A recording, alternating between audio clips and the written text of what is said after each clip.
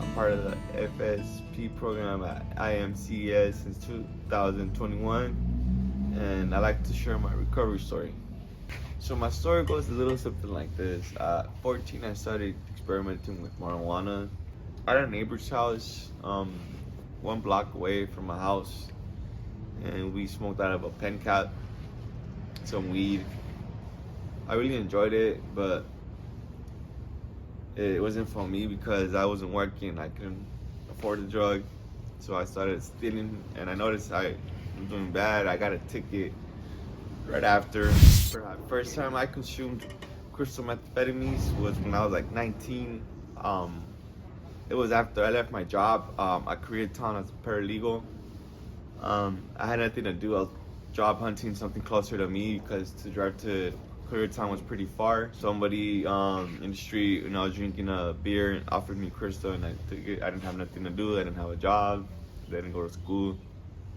I just couldn't go to sleep when I consumed meth, and I really liked that. I just was sitting in my bed and wouldn't really think about going out or nothing. And if I was out, I was recycling for another dosage. And I got addicted mostly to crystal. I wound up in county jails and hospitals. What made me get addicted to crystal meth was that I was able to waive sleep. Didn't really mind that because I had nightmares and I was trying to run away from my dreams. So when I was addicted, fortunately I went homeless. I experienced homelessness, and I was out recycling or for another liquor asking for spare change. As long as I would get like $3-4, I already had that dosage. I would go to illegal camping sites and pick up crystal meth from the homeless. Then I went to jail after for like the second time, getting caught with the controlled substance.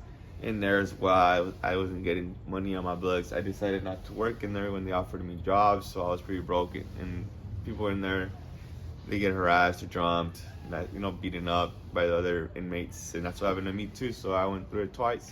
How the controlled substance affected my family was unfortunate of me because they actually put out a restraining order on me. I got picked up by the sheriffs for 2 9mm Glocks at my house because of that during time that I was using and having around those influences. My parents would kick me out. I would go and they wouldn't. If I found out no one was home, I would sneak into the house and eat up sandwiches or whatever I could. I was actually starving during those times of my dosages. I was out in the street and I got pulled over one time, and my parents found out that I was in jail over a controlled substance, and I came out and they didn't want to send me back. They said to go to rehab. So I went to some in Mexico, and I went and did like 9 months. Or on there, 9 months, and incarcerated out of rehab.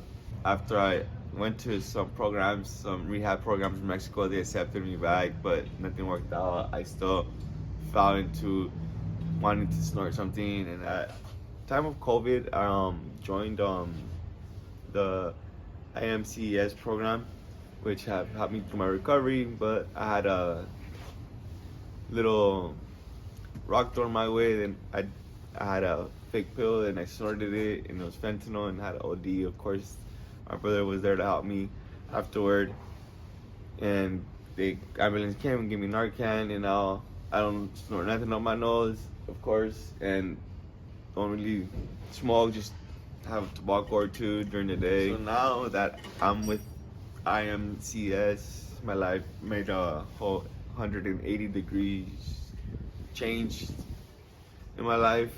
Now I have work. I work at a restaurant, been there 2 years. I also go to school at Rio Hondo Community College. I'm 40 units up, need 20 more and I get an associate's. Hopefully everything works out. Of course, Jordan has witnessed, people like Jordan at MCS witnessed me get all this back schooling, work, thanks to their program. And Jenny, of course, Pineda at IMCS, she helped me out a lot too. She's been there for me every Monday. If I can't work, if I'm not there for her on Monday, we do it right next day, 24 hours on Tuesday. She gives me therapy about if I fall into the urge of wanting a dosage, not to. to pick up a book and read it, drink some water, and be relaxed.